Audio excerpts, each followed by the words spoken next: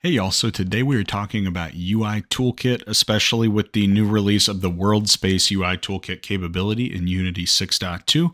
It's quite a timely tutorial to do. So the first question is just what is UI Toolkit and how does it compare to Unity's existing / legacy UI system called uGUI that uses a canvas system and independent game objects? Historically, I would have said that you typically want to be using Canvas and uGUI more for world space type activities like VR menus and things like that. There are a couple other reasons why you might leverage it. One of them just being that it's been around for a long time, so you have a lot more deep knowledge from existing developers on how to make clean and functioning UIs within that system. UI Toolkit is kind of the newer system that is going to be based more along what you would find with front-end web development, CSS, things of that nature. I've found that it works well enough for me as a designer, but a lot of the core functionality of the button clicks and things like that start to get into code a lot faster than I recall with uGUI. So we're going to dive into UI Toolkit because all existing indicators point to UI Toolkit kind of being the new way of doing things and something that Unity intends to support in a pretty robust way. The first thing that I always point out here is the documentation. As always, the documentation is awesome. So coming into UI Toolkit, you have existing tabs for a bunch of different pieces of this. A few of them that I pulled up that are helpful are things like the UI Builder interface overview that'll just talk you through what each piece of this is. A documentation page on pseudo classes, and if you're trying to create hover states and things like that, it's not too bad to do it using this guide here. And then we also have a bunch of examples on things that you can build with UI Toolkit. You can dig in here and see how they were built. The last thing that I'll point out before we jump straight into Unity is Dragon Crashers. This has middling reviews, so I'm unsure if I would say jump in and use it. It seems like most of the reviews that I was just reading are saying that some of the UI builder layout is a little bit wonky. I would use this if you're really just looking into how to build interactivity between buttons and understanding how everything will work. But this is always a sample project that you can check out. Another reason I kept reading 1-star reviews is that apparently people kept bringing this into existing games and it would break the game. That's not a big surprise to me, given that this is a sample project. So if you do open this, open it as a standalone project. Do not import this into your existing game. That could become an issue. All right, so the first thing that you want to do is go ahead and go into Unity. I'm going to be using Unity 6.2 beta. And from in here, I want to add in a world space menu instead of a screen space menu, just to lean into the new feature of 6.2. So I'm going to make something in the high definition 3D sample scene, and I'm going to call this UI Toolkit. All right, so now we're in here. So let's go ahead and jump straight in. The first thing that you're going to want to do is go into the window panel and then come down to UI Toolkit and UI Builder. This is typically where you're going to live. This is your happy place. This is your graphical user interface that you can create your layouts in. So the first thing that I always do when I get in here is File, Save As, and I'm going to save this as our demo menu. So now we have the UXML that's saved out, and you can actually see the UXML preview if you need to get into that down here. The first thing that I want to do now that I have this is just show off that from here, this is where you'll change out the canvas size. So that's your width, your height. You can match game view if you want. So if you have a camera that has a certain setting, you can do it that way. You can also turn on canvas background. So if you want to do a color or an image or even pull in a camera and have it actually show you what that camera will see, you can do all of that. For the sake of right now, and because I'm going to go world space with this and not screen space, I'm just going to leave this at black and have this kind of laid out here. What you typically are going to want to do from here is go ahead and create a new style sheet. So I'm going to name this our main container style sheet. And this is now going to live here. It comes in with a standard root underneath it. I'm going to drag in a visual element. And in this visual element, I can now start working with however I want to effectively drive the style of this menu, meaning I can create a style class which can then be deployed and assigned to different objects and have them all emulate the same behavior. So in this visual element, I can create a new style class. Let's just call this menu. And I'm going to add the style class to list. From here, you can double click it to create a new USS selector. And now I have this dot menu here that if you go to visual element is already assigned here. What that means is if I now come down and I do what's something easy. Let's just do a background of like a dark blue maybe. I can now come in here. Let's pull the alpha up to 75. But I've made that change at the element level, meaning it's only going to impact this singular element.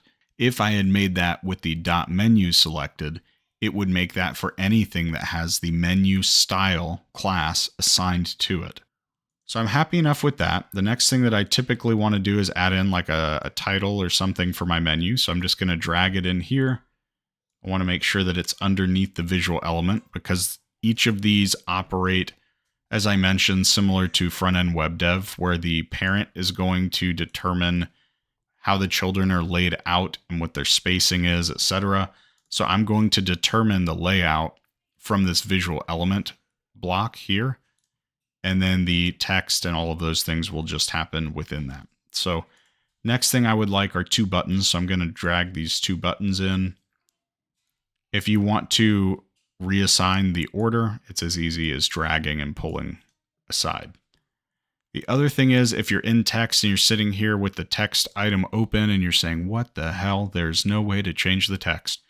The text is more of a predefined kind of modifier or block down in here. Anything that you want to change that's a high level attribute is going to be all the way at the top under attributes. So here I can come down and change label over to menu. And then if I want to go back into text, that would be where I would change this black maybe over to a white so that I can see it a bit better. And let's say I want to change the size to 32 and I want it to be centered up within its box. So similarly, if I come over here and I go into attributes and I change this to 1 and 2, I can name these buttons really whatever I want. So then I want to go back into visual element and say, well, this looks pretty awful. How do I want to change this? So that's where I can start going into alignment and flex and start understanding how things are going to actually be laid out. So from here, if I want, I can hit auto, which doesn't quite do what I want. Let's say I hit this middle alignment option, which is just about right. And then I'll have them right here in the middle. I'm pretty happy with that. And let's say we'll just leave this at auto for now.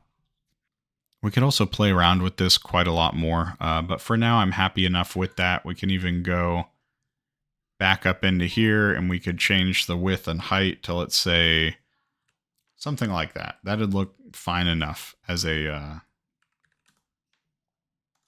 basic menu system just that we want to have living in world space.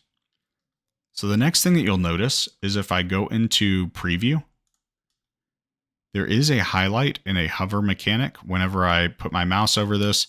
But if you want to start getting in and really modifying these things in an intelligent way, what you're going to do is go back to that page that I showed you of the pseudo classes and find that there is, we'll just use the hover example because that's the easiest.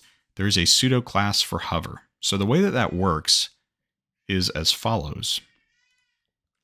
I'm going to come over here into the style class list and see that these buttons already by default have a text element and a Unity button style. So I'm going to double click on Unity button just so that I have it up here. What that means is that I can change what actually happens to the buttons by default. So if I want, I can come over here and have them be, let's say almost fully see-through. We'll just have them be, whatever, 26% opacity. But then if I want, I can create a .unity-button : hover for the pseudo class. And now you can see there's a Unity button with this pseudo class hover that will allow me to specify what happens when it's being hovered over. So now I can go to white, jack that up to 100. And now if I scroll over it, we now have control of what happens when the mouse is hovering. So let's go ahead and file, save. Let's go into our scene. And we're just going to file, save, so that's saved as well. And now let's say we want to deploy this menu.